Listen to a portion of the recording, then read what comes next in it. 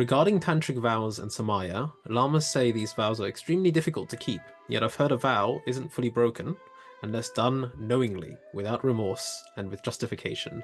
This seems contradictory. How do these statements align? Also, what's your advice on maintaining and repairing samaya? Yeah, so this question contained two or three aspects, a more general term and very specific technical karmic mechanism. First, I want to say the general term, so to speak, vows and commitment. I think this question comes from the tantric journey. What are the vows and commitment place in terms of role? So tantric vows and commitment are the heart of the tantric journey. You heard many times, I'm sure. And we receive the tantric empowerment because we want to receive tantric commitment and vows. That's what Lama Tsongkhapa said. Only reason we receive tantric empowerment is to receive vows and commitment because they are so powerful. The same action we do, right? Without the tantric vows and commitment, there's a difference, right? It's so powerful if you keep that tantric vows and the commitment. Having said that, here this Lama said, tantric vows and samayas are extremely difficult to keep.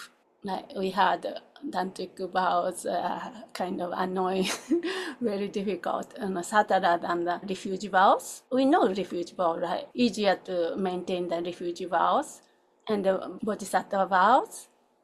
And the tantric vows, we are talking about the very subtle levels of vows and commitment. But I have a question for you. Does that defer or discourage you from entering Tantra? Despite those challenges, we hear the Tantra is dangerous and it's very difficult to keep tantric vows and so forth. So entering the Tantra is rarer and more valuable than remaining at the sutra level out of fear of breaking vows and samaya. So that's the first thing I want to say. You know, my point, even keeping the tantric vows are extremely difficult. However, we enter the Tantra based on our strong motivation. Last time we talked about bodhicitta, this journey is worthwhile. If we have that strong bodhicitta, even I may go to the hell, even then I want to try my best to keep tantric vows and follow this tantric journey. That's the first thing. Then the secondly, you mentioned that the vow isn't fully broken unless it's done knowingly, without remorse, and with justification. I don't know what justification is. But so this perspective relates to the karmic theory and the mechanism, right? I don't know how many of you want to know those things, or you already know, studied Ramrim or studied Sutric teaching, and how specific karmic cause and effect and the specificity of mechanism works. Yeah, so first of all, I would say that karmic cause and effect are complex in general, beyond the comprehension of the ordinary beings like us. The result of our actions, karma, and its causes and effect are influenced by many factors and ultimately understood only by awakened one, the Buddhas. Yeah, having said that, in general, for the karmic action to yield the fullest result, 4 factors must be complete. Those of you who have studied maybe know that, but maybe this question needs to be clarified from that point of view. If any of these 4 factors are absent, the result is lessened, though not entirely eliminated. Would you like to know those factors, or too tedious to study those things? But this question is exactly referring. He feels like a contradictory. This seems contradictory because it's not about black and white kind of thing. Karmic theories, as I said, very complex. Many factors condition the karmic cause and effect. So first one is a basis. There must be a being or object at which the action is directed. For example, if you yell at somebody we believe is in the bathroom, you want to go to the bathroom, but you believe somebody is in the bathroom. So you yell at, you got mad at, how long have you been there, come out, and yelling at. But it turned out no one is there. The action isn't as strong as if somebody has been present here and understand the intent. That's the first thing. You need the object. You need the basis. If there's no, regardless how bad the speech or the bad behavior, but if object is absent, then lessen the karmic result or the propensity of the karma.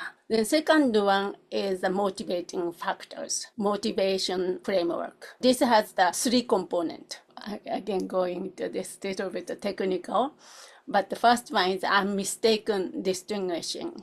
For example, if we mistakenly take somebody's something, key or somebody's stuff, thinking it's yours, the action is less destructive than knowing taking somebody else's property. You know what I mean? If you mistaken, this person said unknowingly, like instead, if they're mistaken, then that's less than the karmic propensity. Then intention, of course, actions done unintentionally, such as accidentally stepping on somebody's foot while dancing or something like that, are less heavier than those carried out with deliberate intent. We understand that, right? Unknowingly, if it's accident, still creating a karma, but it's lessen the karmic result. And disturbing emotion.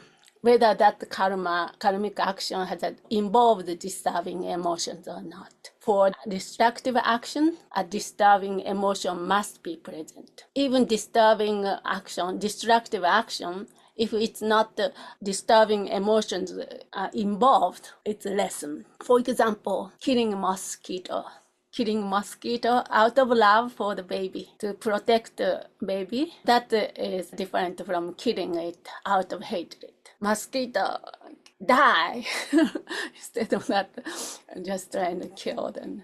But still creating karma, but lessened. So that's the second point of the motivating framework.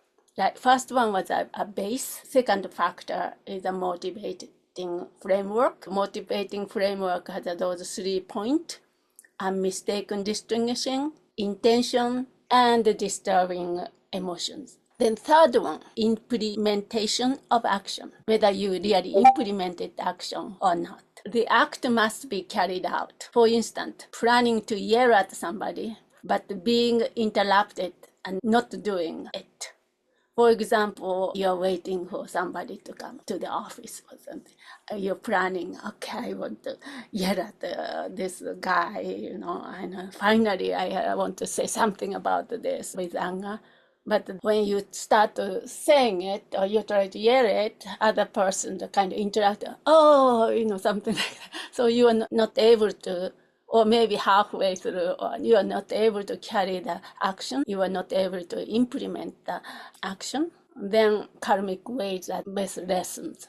Similarly, dreaming of harming somebody does not carry the same karmic weight as doing so in reality. You know what I mean? That's the third point, implementation of actions. Finally, that result, reaching a final result, or the goal, or the intent, whether you perform what you intended or not. The intended outcome must be achieved. If you intended to kill somebody, and if you are not able to kill finally, then that's lessons. For example, shooting at somebody with the intention to kill but missing the target is less severe than successfully carrying out the action. Similarly, if a lie doesn't deceive anybody, so you lie to deceive your partner or friend, but that person didn't believe,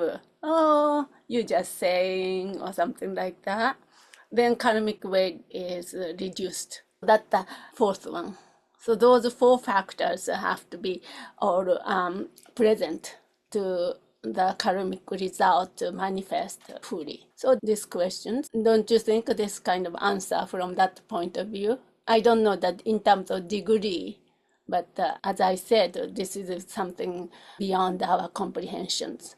Only Buddha knows exact correlations. In terms of this correlation and all these things, karmic cause and result, it's important to clarify that karma is not fate or predispositions. It's not the finite, so to speak. Instead of karma is, I often said in the Ramdam, said, you are in charge of your own destiny. Karma as an active force emphasizing that the future outcomes are within our hand. So that part is very important to know. You take full responsibilities. In Tibetan saying, if you want to know what you've done in your past life, then look at your present life. If you want to know the future lives, what you want to become, then look at your present actions. You know what I mean?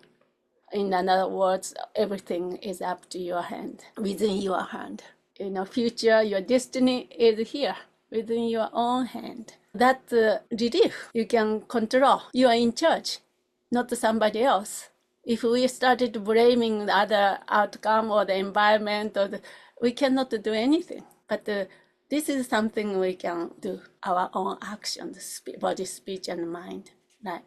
Therefore, there's such a thing called practice, and we enter the spiritual journey. Of course, this relationship with emptiness and karma. We talk about the two truths, conventional truths, and ultimate truth are two sides of the same coin, or relativities, or dependent arising and emptiness are two sides of the same coin. This is the same. Karma is also empty. Therefore, there's such a thing called karma. Karmic cause and effect works. If it's not empty, it doesn't work that way. Of course, that also refers to that beautiful saying, my view is as vast as the sky, unlimited sky, but my action is as precise as a valley flower. So that's the first part of the question, right?